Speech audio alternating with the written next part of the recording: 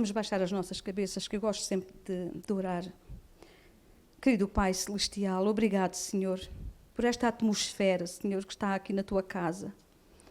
Obrigada, querido Pai, porque tu estás onde está o teu povo, Senhor. E por isso, nesta noite, Senhor, nós vamos receber a tua palavra, Senhor. E nesta noite, Senhor, diminua eu e cresças tu, Senhor. Senhor, que a tua palavra, Senhor, penetre no mais íntimo dos corações de todos aqueles que aqui estão, para que ninguém saia na mesma, mas todos possam sair abençoados, para a tua honra e para a tua glória. Amém. Aleluia.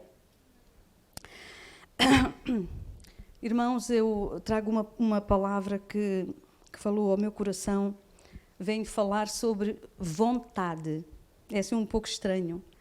Falar sobre vontade, mas não é a minha vontade, não é a vossa vontade. É a vontade dele. Amém? Eu vou dizer o que é que vai acontecer. Eu não vou passar as passagens bíblicas ali. Vai só passar a mensagem, mas não vai passar o texto. E é bom quando os irmãos querem aprender. Eu ensinaram-me assim. Quando eu ia para a igreja, eu levava sempre um caderninho e uma caneta para tirar os versículos bíblicos. E depois lia em casa. Então eu tenho essa mania, né? De estar sempre a escrever nas reuniões. Portanto, vão aparecer ali, por exemplo, João, vamos estudar João, mas depois eu vou ler as passagens, ok? Não precisam de andar aí à procura, porque eu vou ler os textos todos. Ora, Jesus, ele falou na vontade. Até na oração que Jesus fez do Pai Nosso, faça-se em mim a tua vontade. E nós, quando oramos, lá no nosso quarto, na nossa sala, quando nós oramos o Pai Nosso, nós também dizemos isso. Pai, que a tua vontade seja feita em mim, não é? E nós às vezes fazemos essa oração, mas na correria do dia a dia, nós às vezes nem nos apercebemos das palavras que estamos a dizer. Em João 4:3, Jesus disse assim: a minha comida é fazer a vontade daquele que me enviou e realizar a sua obra. Em João 6:35-38, Jesus também disse: eu sou o pão da vida. Aquele que vem a mim não terá fome. E quem crê em mim nunca terá sede. Já vos disse que também vós me vistes e contudo não credes. Todo o que o Pai me dá virá a mim, e o que vem a mim, de maneira nenhuma, o lançarei fora. Porque eu desci do céu não para fazer a minha vontade, mas a vontade daquele que me enviou. Amém? O maior exemplo de vida que nós possamos seguir está em Jesus Cristo. Não está numa religião, não está numa mudança de vida destas novas ideologias que aparecem por aí. O maior exemplo de vida está no Filho de Deus. Amém? É o exemplo que nós devemos seguir para a nossa vida, para tudo aquilo que nós tínhamos para fazer nesta terra, enquanto aqui estivermos. A vontade de Deus e a vontade de Jesus, elas são a mesma coisa. Porque Deus, o Pai, e Jesus são um. Amém? Tudo o que Jesus fez foi para cumprir o propósito do Pai. Para nos ensinar a viver segundo a vontade do Pai. Ele próprio buscou a vontade do Pai. Amém? E a nossa vontade, a vontade humana, ela é passageira. E ela nem sempre é a melhor. A maior parte das vezes até é a pior. Porque nós somos influenciados por aquilo que vemos, por aquilo que sentimos, por aquilo que ouvimos. E nós sabemos que o mundo jaz no maligno. Portanto, quando nós pensamos que nós queremos fazer a nossa vontade de agradar a Deus, mas às vezes os nossos pensamentos e as nossas atitudes, elas não são as melhores e elas não agradam a Deus. Em Romanos 12, 2 diz que a vontade de Deus, ela é boa, agradável e perfeita. Amém? É por isso que nós precisamos conhecer a vontade de Deus para as nossas vidas. Parece assim uma coisa muito banal, mas nós já vamos ver, já vai passar da Canada, vai passar ali o PowerPoint, para vocês entenderem melhor. No Evangelho de João, Jesus fala dessa vontade. Por isso, este ensino de hoje é baseado no Evangelho de São João. Ele dá-nos a conhecer 7 pontos. Qual é o plano de Deus para nós? E estes 7 pontos, irmãos, não são complicados. Todos vocês se vão identificar com estes 7 pontos. Ora, vamos para o primeiro ponto. O primeiro ponto, para nós, humanos, é o mais importante. É aquele que é a entrada. É o nascer de novo. Amém?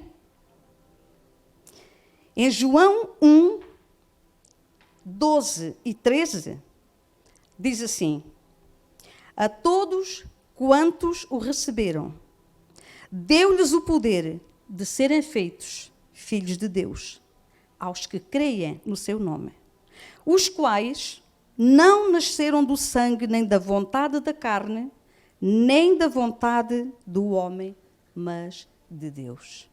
Amém? Só beber uma pinguinha de água, aqui molhar a palavra.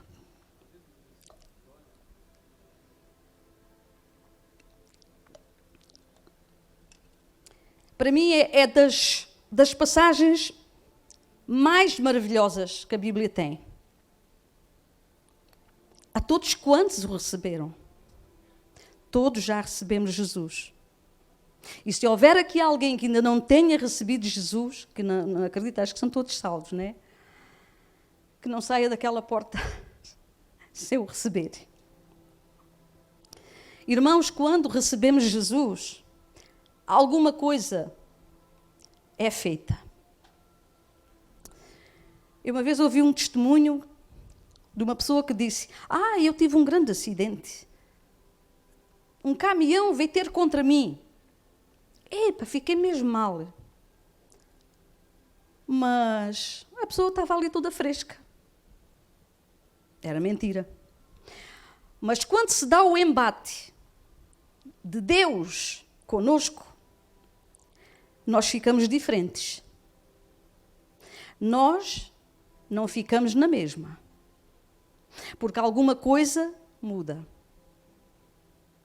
Quando eu estava a fazer esta pregação, Deus lembrou-me de uma senhora que esta semana, por acaso, não é por acaso, pronto, até vi aquela senhora. Na igreja onde eu estava, uma senhora aqui de Évora. Era prostituta. Era aí, pronto. Era. E alguém a levou à igreja. E aquela mulher era uma mulher de mau aspecto, desgrenhada, mal vestida, as cores, calças transparentes. Era uma pessoa que não era agradável de ver. E eu, por acaso, conhecia a senhora aí de Évora de vista. E quando alguém a foi levar à igreja, levaram-na à frente. Ela disse: queres receber Jesus? Sim, a minha vida. Pronto. Ela fez a oração de receber Jesus. Ela recebeu Jesus. Irmãos, eu nunca mais me esqueço a transformação que Jesus fez naquela mulher. Eu estava a fazer esta mensagem, estava-me a lembrar daquilo. Esta semana até comentei com o meu marido. Aquela senhora andou ali umas semanas na igreja A senhora estava linda. A senhora estava linda. A transformação que ela levou quando entregou a vida a Jesus foi uma transformação de tal maneira. Eu olhava para aquela mulher e dizia, mas não é a mesma pessoa. Cabelinho arranjado, uns brincos pérola. Estava tão bonita. Mas a própria igreja cometeu um lapso, no meu ver, que quem recebia Jesus tinha que ser imediatamente levado ao batismo nas águas. E aquela senhora estava a dar os primeiros passos da sua salvação. Ela ainda percebia pouco, mas Jesus já estava a transformar. Ela foi levada ao batismo nas águas sem perceber nada do que é que ia fazer. E gradualmente ela começou a deixar de ir à igreja. A deixar de ir à igreja. Até que deixou de vez. Eu esta semana vi essa senhora. O estado dela está muito pior do que aquele que ela tinha quando foi a Jesus. Porque Jesus transforma, irmãos. Mas nós temos que saber qual é a vontade de Jesus. E a vontade de Jesus é a vontade do Pai. Nós temos que deixar Jesus transformar-nos. Não é nós dizermos, ai Jesus, olha, entra aqui neste quarto, entra no outro, mas aqui no meu bolso tu não entras, naquela sala também não entras. Jesus tem que entrar em todos os quartos da nossa vida. Ele tem que entrar para remover todo o lixo, tudo aquilo que não agrada a Deus. Por isso eu digo-vos, irmãos, para mim, este versículo, João 1, 12 e 13, é maravilhoso. A primeira coisa que Jesus quer em nós é o novo nascimento. Ao nascer de novo, nós começamos uma nova vida. Nós já não somos a pessoa que éramos, nós temos uma nova identidade. Porque o espírito do erro, o espírito que era contrário à vontade de Jesus, ele saiu. A Bíblia também diz, dá aquela passagem daquele homem que foi liberto, mas que depois não foi fiel, não fez a vontade daquele que o salvou. E o que é que aconteceu? Aqueles demónios que estavam lá dentro, na casa, no corpo daquele homem, eles foram para o deserto. Andavam sem corpo. E eles lembraram-se, deixa lá ver, se a casa onde nós moramos, se ainda está ocupada. E aqueles demónios foram, e eles viram que aquela casa já estava vazia. E assobiaram, e vieram mais 7, piores que aqueles. E o estado final daquele homem foi muito pior que o que ele estava no início. Daí, nós estarmos aqui na igreja, para quê? Para aprender a vontade de Jesus. Amém? O segundo ponto. Obedecer a Deus. João 5:30. Jesus a falar. Diz assim, eu não posso de mim mesmo fazer alguma coisa. Como ouço, assim julgo, e o meu juízo é justo. Porque não busco a minha vontade, mas a vontade do Pai, que me enviou. Sempre a vontade do Pai, em primeiro lugar. Amém? Obediência é outra característica da vontade de Jesus para nós. Quando nós obedecemos, deixamos de fazer a nossa própria vontade. E vocês sabem que é verdade. Nós às vezes temos que pensar, eu vou fazer... Stop. Deus não se agrada disto. Então não vou. É assim que nós temos que pensar. Nós temos que aceitar os planos de Deus para a nossa vida. Quando desobedecemos, estamos a agir de acordo com o mundo, de acordo com o sistema do mundo. E o sistema do mundo jaz no maligno. Quem está nesta terra é o ladrão. A terra não é dele, ele roubou-a. Mas nós sabemos que Deus é o dono de tudo. Virá o dia que esse ladrão será julgado.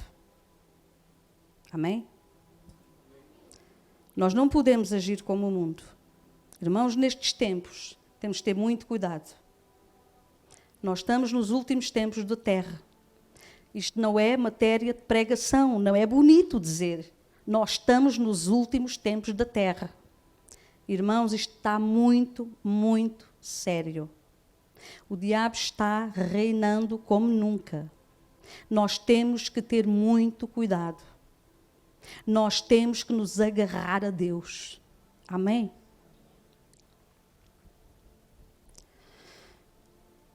Irmãos, o mundo vive na desobediência. Desobediência às leis de Deus, à vontade de Deus. Por isso é que há tanto sofrimento no mundo. O terceiro ponto, a chamada de Deus. Chamada de Deus, sim. Tu tens chamada. Todos os que receberam Jesus e que nasceram de novo têm chamada. Ah, mas eu não sei qual é a minha chamada. Sabes sim. Basta abrires a tua boca. Tu sabes o que tens a fazer. João 6,38, Jesus diz: eu desci do céu, não para fazer a minha vontade, mas sim a vontade daquele que me enviou. Amém? Irmãos, todos temos uma chamada de Deus para cumprir no corpo de Cristo.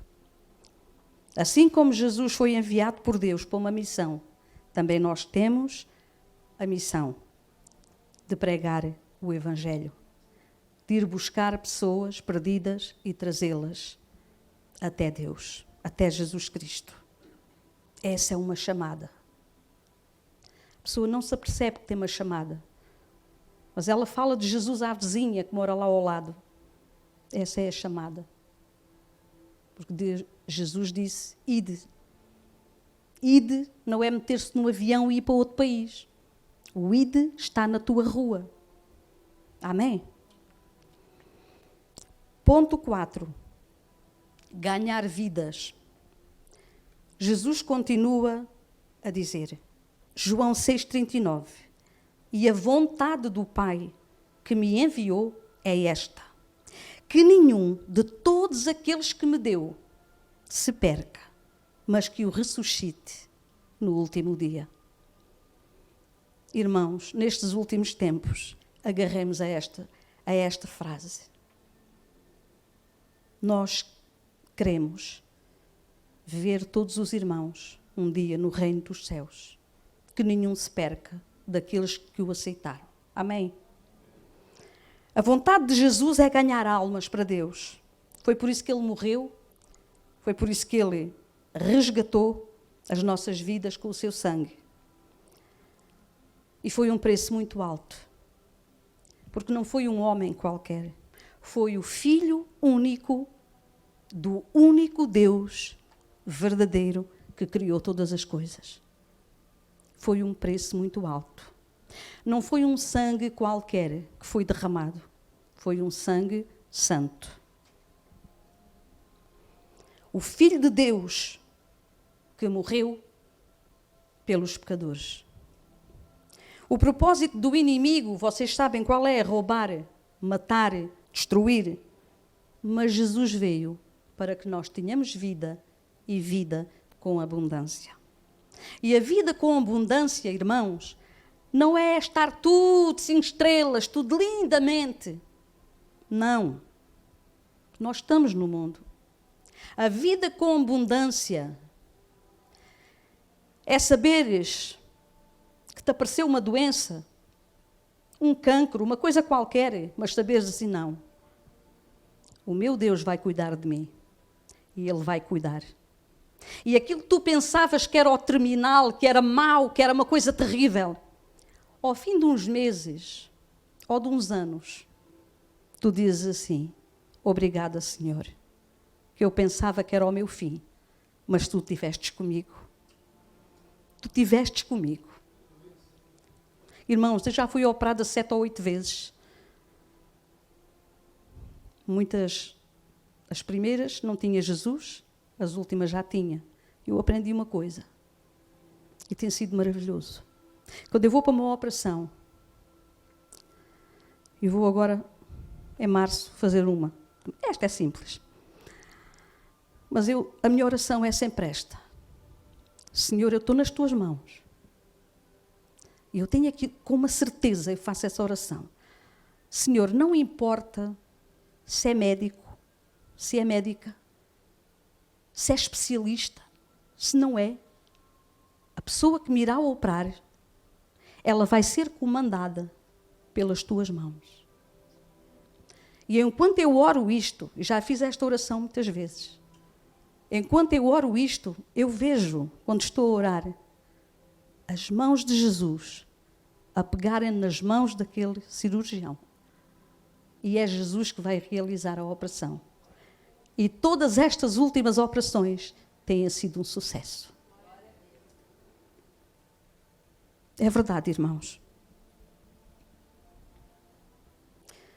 Tito 2, 11 e 12 diz assim: porque a graça de Deus se há manifestado, trazendo salvação a todos os homens, ensinando-vos que, renunciando à impiedade e às concupiscências mundanas, vivamos neste presente século, sóbria, justa e piamente.